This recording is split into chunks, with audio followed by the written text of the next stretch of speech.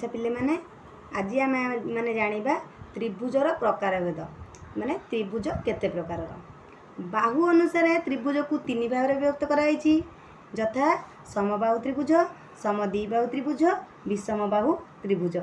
सेहीपरि कोण अनुसार भी त्रिभुज को तीन भाग में विभक्त कराई यथा सूक्ष्मकोणी त्रिभुज, समकोणी त्रिभुज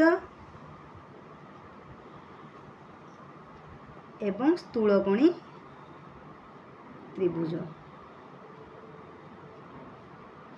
बुझिल पिला माने तल त्रिभुज को केते भाग विभक्त कराई। बाहु अनुसार त्रिभुज को तीन भाग में विभक्त कराई यथा समबाहु त्रिभुज, समद्विबाहु त्रिभुज, विषमबाहु त्रिभुज। कोण अनुसार मध्य त्रिभुज को तीन भाग में विभक्त कराई यथा सूक्ष्मकोणी त्रिभुज, समकोणी त्रिभुज, स्थूलकोणी त्रिभुज। समबाहु त्रिभुज क्या कहते?